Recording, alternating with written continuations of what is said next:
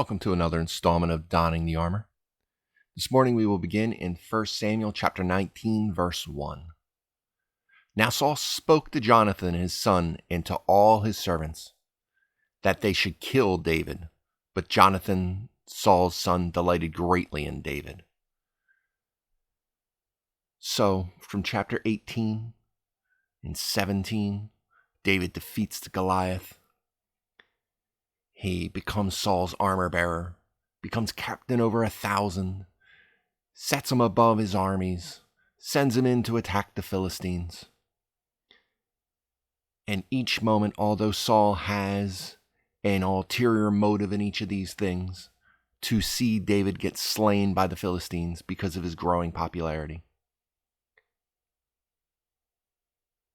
David continues to grow more powerful, grow more influential, become highly esteemed in the eyes of all the people, including Jonathan, Saul's son, who delighted greatly in him. They are comrades in arms. They are best friends. They have become tighter than brothers. They have a relationship in the Lord and through the Lord and the glory of the Lord that has bonded them together.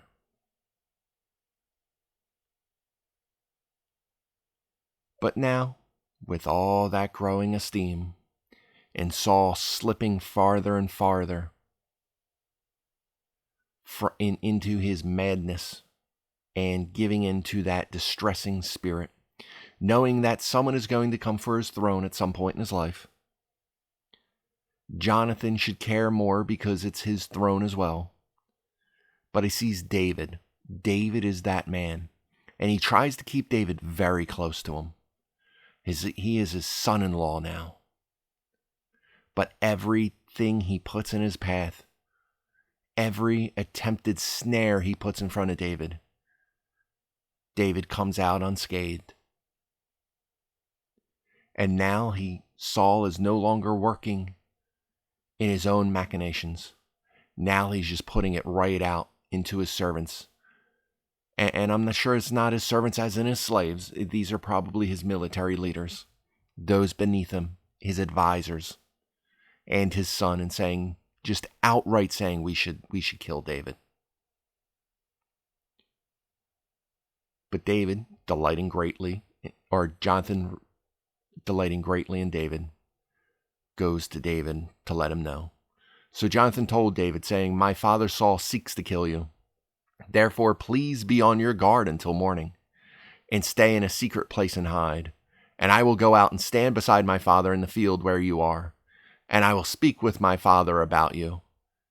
Then what I observe, I will tell you. So he's saying, hide, let's figure out what's going on. Is this just the spirit that's been coming upon him and now he's talking about killing you?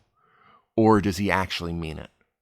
Is this more of a moment of him raving? Or is there an actual plot that he's trying to kill you? So stay on guard, stay hidden, stay out of sight. And I'll go figure this out with my father. And whatever happens, I'll let you know. Thus Jonathan spoke well of David to Saul his father and said to him, let not the king sin against his servant, against David, because he has not sinned against you, and because his works have been very good towards you. For he took his life in his hands and killed the Philistine, and the Lord brought about a great deliverance for all Israel. You saw it and rejoiced. Why then will you sin against innocent blood to kill David without a cause? This is all great argumentation by Jonathan to speak to his father, speaking openly, honestly. Don't sin against your servant. One, this is pragmatic. David's very popular. Don't let the people find out you killed him, because that's going to turn them against you even more. You think they're against you now. Wait until you kill the one they love. You'll see them turn against you in a way you don't fully comprehend at the moment. But also because all of his works have been very good towards you. He's working for you. When they say David killed his 10,000s, they're saying it because he's under you. He is your military leader. He has led your conquests. Everything he does is now regarded towards your legacy as king, not towards himself. He's your general. He's going to get recognized and cheered, but you're still the king. He's done nothing bad towards you. He's done nothing to try to seize that glory of victory from you. He's done it for you and toward you. Each step has been for your good. In one great way, he took his life in his hands, killed the Philistine. Definite article, the Philistine. He's killed a great many Philistines, but he killed the Philistine, the giant. He killed Goliath. He took his life in his hands when none of us, including myself, would do it, and he brought forth a great deliverance. We had those Philistines breathing down our necks. He slayed their giant, and now we've pushed them back. You saw it happen. You rejoiced in it. You rejoiced so greatly you gave your daughter to him in marriage. You made him your armor bearer. You rejoiced in all these things, and now you're talking about killing him? Why would you kill David without a cause? Why would you sin against innocent blood? That's all very pragmatic and reasoned argumentation. And for a time, it works. So Saul heeded the voice of Jonathan, and Saul swore, "As the Lord lives, he shall not be killed." For a time, it works. Reason can be effective for time, but you can't always reason with the unreasonable. And Saul is often not a reasonable person, which is why this is going to fall away, as it always does. But everything Jonathan said is true. Why kill a loyal servant? Why injure yourself by losing such a valuable member of your military? Then Jonathan called David, and Jonathan told him all these things. So Jonathan brought David to Saul, and he was in his presence as in times past. So as in times past, they're together, they're reunited. Good times are abounding again. Good times are happening.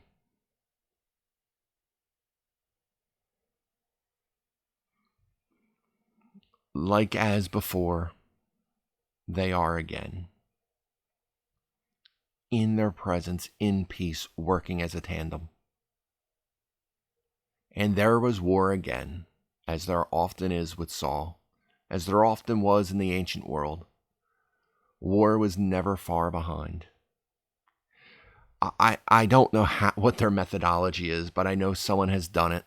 Somebody has studied this and has found throughout all of human history, there has only been, I think, about 200, 300 years of relative peace in the entirety of human history.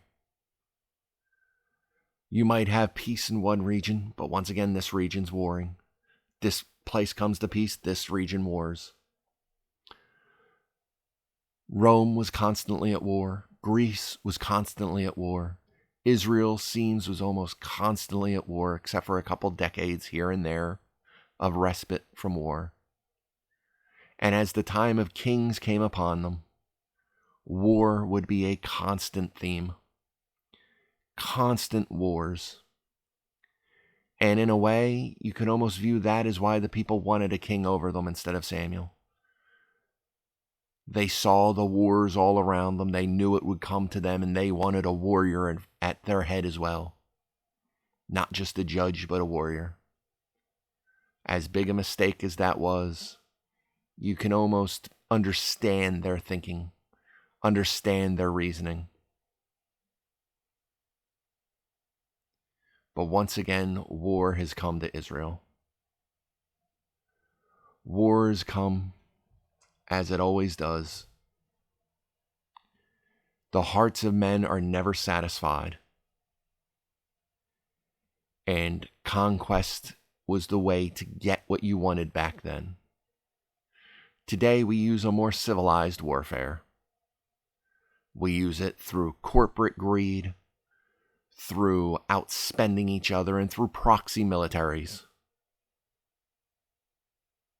But war is a constant human condition because the constant human condition is wickedness.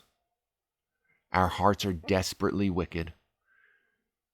We have that childlike mentality because you never have to teach a child to scream mine, mine, mine and fight over a toy, fight over a juice box, fight over a grape. Adults are the same way. And those who most powerful act in the same way as toddlers do. Mine, mine, mine. I like that vineyard. I want it. Get it for me.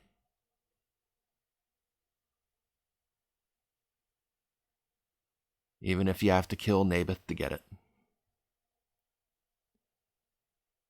That's the desperately wicked hearts of mankind. People who want to deny God, want to live in this pretend world where the hearts of people are mostly generally good. But if you've met most people, they are not. Their hearts are full of sin, full of pride, full of things that selfishly require them to step over you to get to it. We act kindness out of pragmatism most of the time. That's a reality most people don't like to deal with. That's the atheistic worldview of life, is that there is no moral code.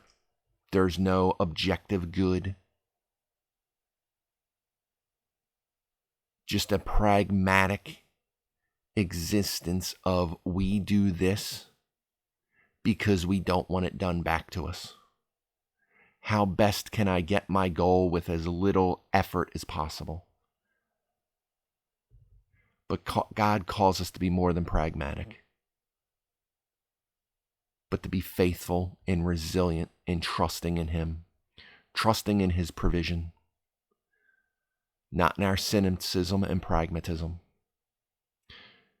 Because for us Christians, it's not that there's war again, it's that there's war unending.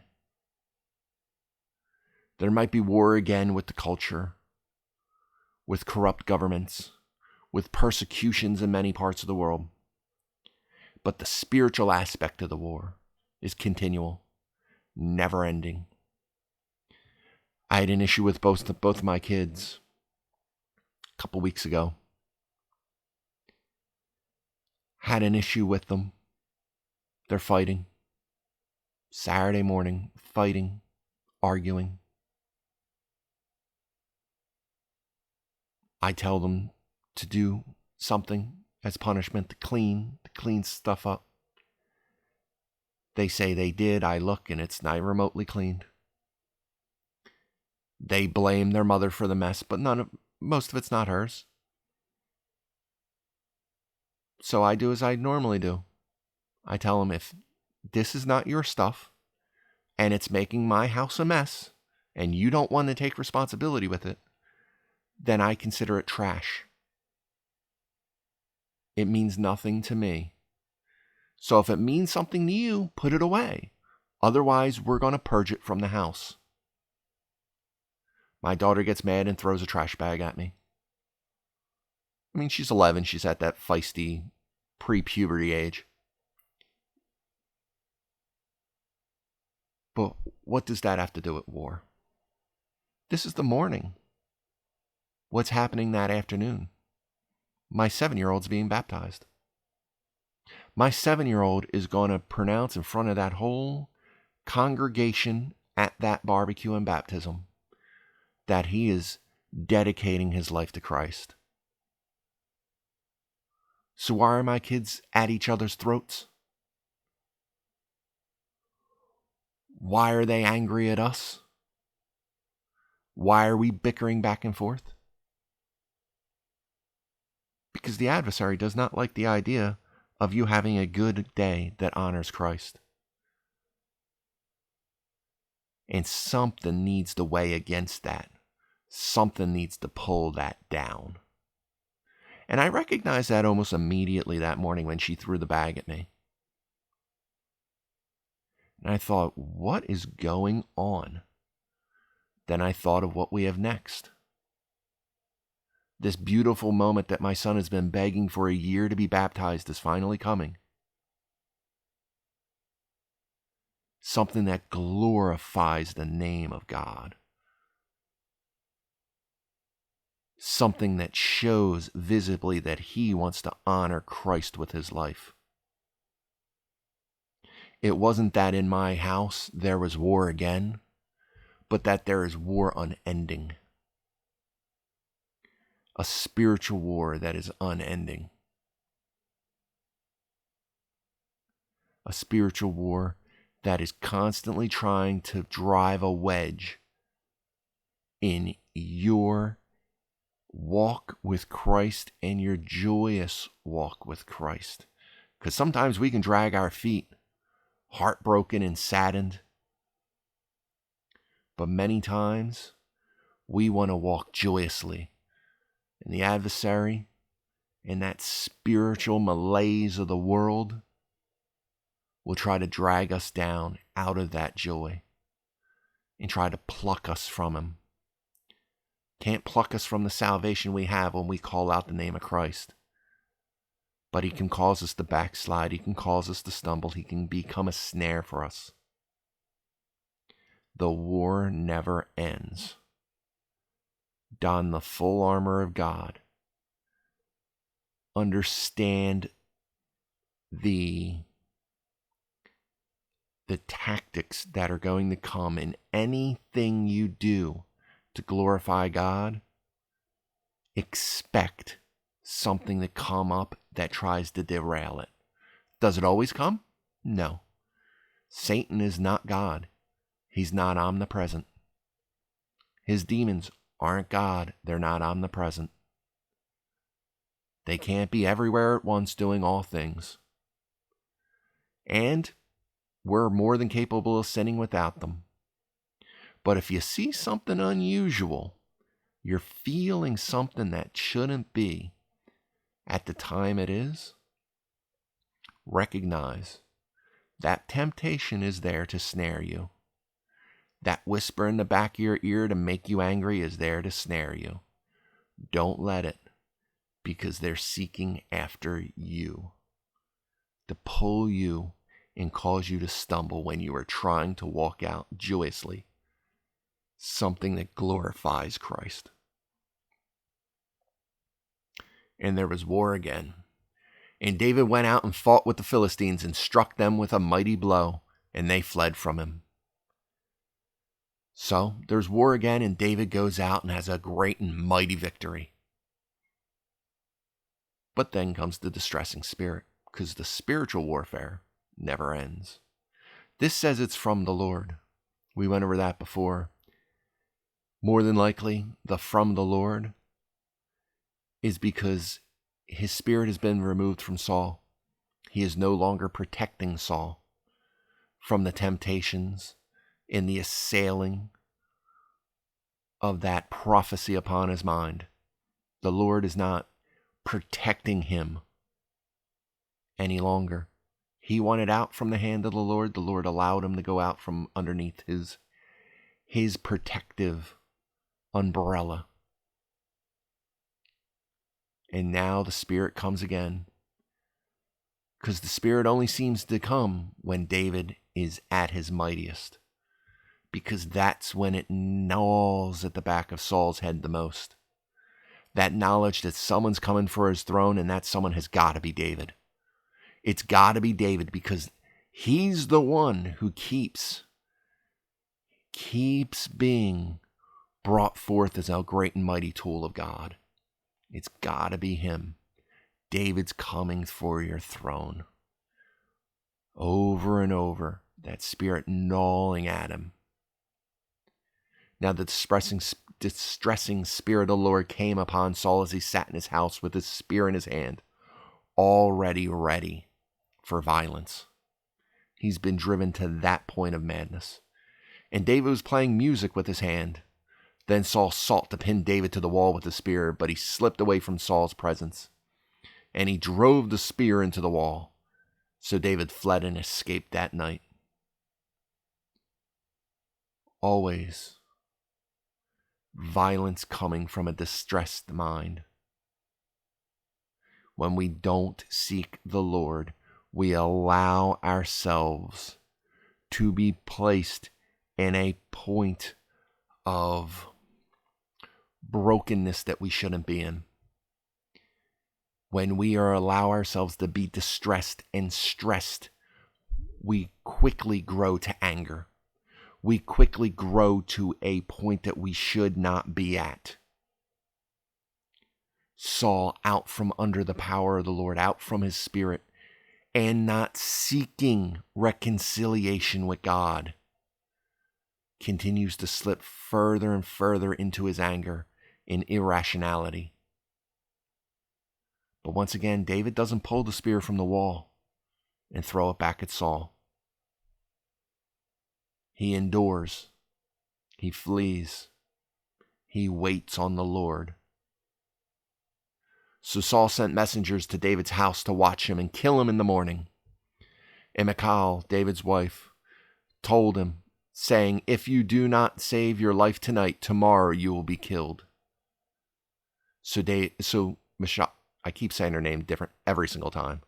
So Michal let David down through a window, and he went and fled and escaped. And Michal took an image and laid it in the bed, put a cover of goat's hair for his head, and covered it with clothes. So when Saul sent messengers to take David, she said, "He is sick." So Saul's daughter, David's wife, gets wind of the news, says, you need to flee. If you're here tomorrow, you will die." So she lets David down. He escapes, and she takes an image. Now, lots of times this word image is meant to be an idol, an idolatrous thing. And this time, still halfway under Samuel's leadership, under David's house, I don't believe this is some foreign idol of some foreign god. An image could just be something resembling a man, which in this case could be a mannequin. She's a princess. It could be a mannequin that holds up her dresses, things that are being tailored for. It literally be the thing that holds up David's armor, that he places his armor upon. This image that looks like a man, that has a man's build so it fits his armor. It could be that, and she puts that in the bed, which would kind of just look like a mannequin stand. But under covers, it wouldn't look, especially if they're just peering in and not actually going to the bed. It would look as if someone's laying in the bed. So she says, "Hey, he's sick." And the messengers are like, "Okay." I mean, they don't want to say anything against the princess. I mean, Saul's not in his right mind. So you don't want to go, "Hey, we didn't really trust what your daughter said." Then you could be in more hot water. So they went back and told Saul, "Hey, your daughter said David's sick." So I don't think he necessarily told these messengers what he planned to do with them. So kind of didn't make any sense. Then Saul sent the messengers back to see David, saying, "Bring him up to me in the bed if you have." Well, okay, I'm adding in the "if you have to" part, but bring him up to me in the bed that I may kill him. Basically, I don't care if you need to drag the bed here to kill him. I'll kill him myself. Like, I don't care if he's sick. Kill him. It could be that the messengers were the assassins, but didn't want to kill him in his own house, in front of his wife, in front of witnesses, because of how beloved David is, which show that the messengers are a little twisted, but also smart at the same time. But Saul's saying, "I don't care. Bring him here that I may kill him. Bring him here that I may slay him." I don't care if he's sick. I'm killing him anyway. Bring him here. I want him to die. And when the messengers had come in, there was an image in the bed, with a cover of goat's hair for his head. Then Saul said to Michal, "Why have you deceived me like this, and sent my enemy away, so that he has escaped?" Michal answered Saul, "He said to me, 'Let me go. Why should I kill you?'" And we can kind of see why he sent this daughter to be a snare to David. So they actually go into the house this time, into the bedroom. They see it's just an image, and they drag Michal in before Saul, saying, "Why have you deceived me like this? I'm your father. Why have you allowed my enemy to escape?" Now she can tell Saul's not in his right mind. She can tell he's angry. So she lies and says, "Well, why should I kill you? If you don't let me go, I'm going to kill you because Saul's men are after me. So this is why I lied. This is why I hit him, because I was afraid for my own safety." Saul is so broken and twisted. This is her husband, but he still sees her as his possession. And he's so unstable that he can't see anything truly the way it is. But even to bring him up to me in the bed that I may kill him. Jesus has a paralytic lowered in a bed through a ceiling, lowered before him, and asked to heal him. And he tells him his sins are forgiven. Your sins are forgiven you. The religious leaders go off. How could you dare say you can forgive sins? Only God can forgive sins. He said, well, what's easier? Say I forgive his sins or tell him to get up and walk? Because anybody can say words, but only God's anointed can show power. So he gets up and walks. He heals him. He forgives him of his sin. Juxtapose that with Saul. Jesus says, "Bring your sick and broken to me, that I may heal them and bring them in the reconciliation with their Father." Saul saying, "How dare you, my daughter, deceive me? Bring that man in his bed, no matter how sick and broken he is, so that I may slay him." That is the difference between a man king and the King of Kings. That is the difference between relying on an almighty, ever-loving, enduring God, perfectly loving and perfectly just,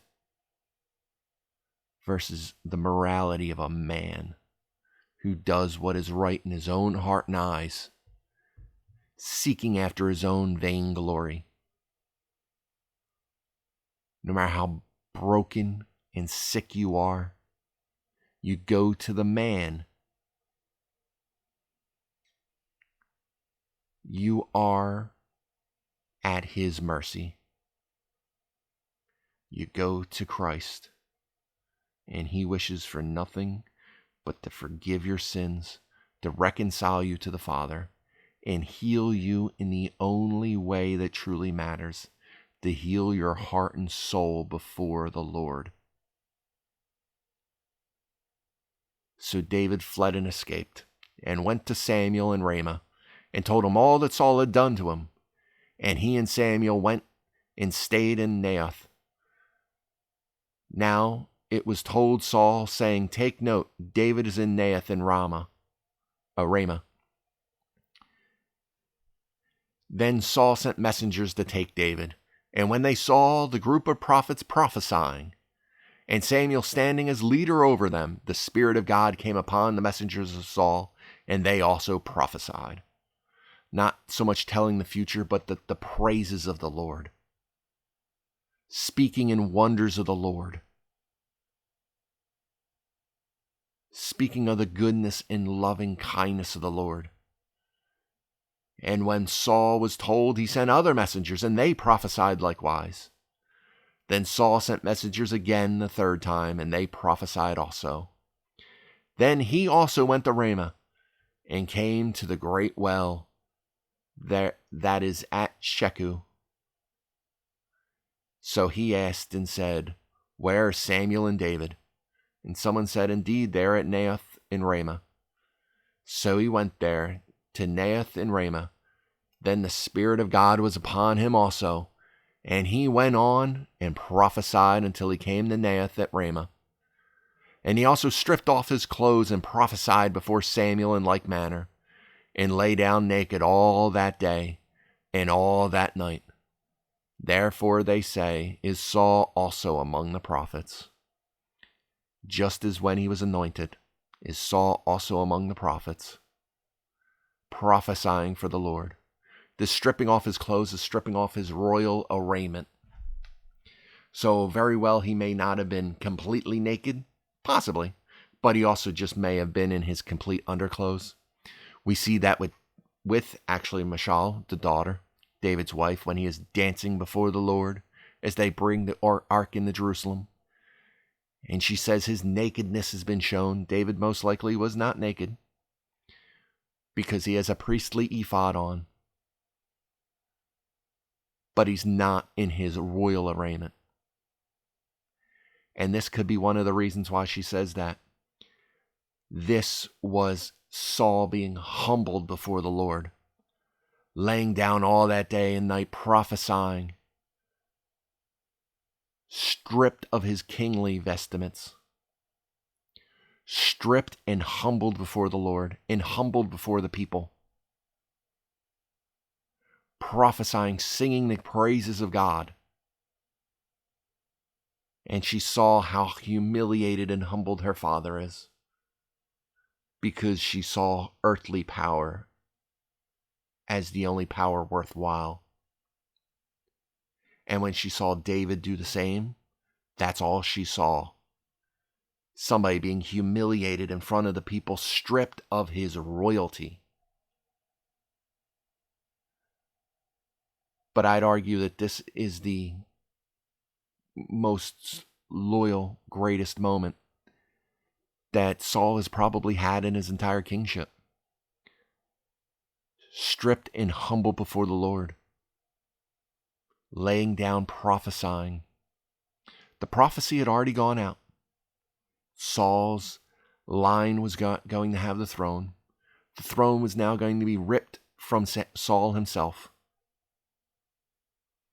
But his relationship with God was always there to be redeemed. Redemption was never beyond him. He could have been redeemed to God, because that was the relationship that mattered, not the kingly vestments, but to be stripped naked before the Lord, to be stripped so we are laid bare before him.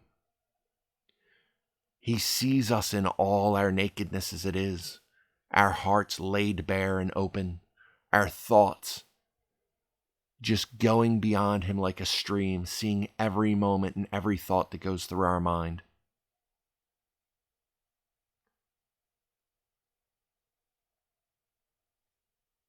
But for as wicked as we can be, as far as we can fall, as rebellious as we can get, redemption is never too far away. God humbled him here.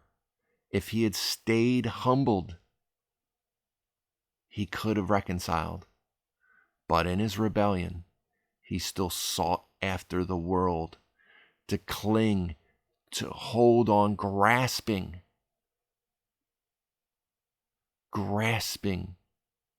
at the victories of the world.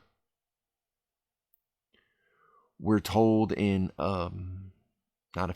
Philippians, that Christ stripped off his godliness, took on the humility of man, because he didn't see the equality with the Father as something to be grasped and held on to because of the task he came to do. He humbled himself. Are we prideless enough to humble ourselves before him likewise? To humble ourselves before the Father, to do what he wishes, to honor him, and be in reconciliation with him. Not to be grasping and holding on to and gritting our teeth about the things of the world we wish to retain, but to just love God and wish for nothing more than he can provide, no matter what that is, whatever he sees fit and whatever he wills. Are we willing to settle for that? Because that's what we're called to. And Saul was so close, but still far too rebellious to get there. In a world where you can choose between being a sinner like David who seeks after God's heart, or someone so close to figuring it out, so close to humility before God, but still having and grasping on to the riches of the world like Saul. Pick David and be right with the Lord. Be one who seeks after him in humility so that he can provide what he wills in whatever way he decides to will it. All right, so that is where we shall stop for this morning. I hope this was fruitful for you.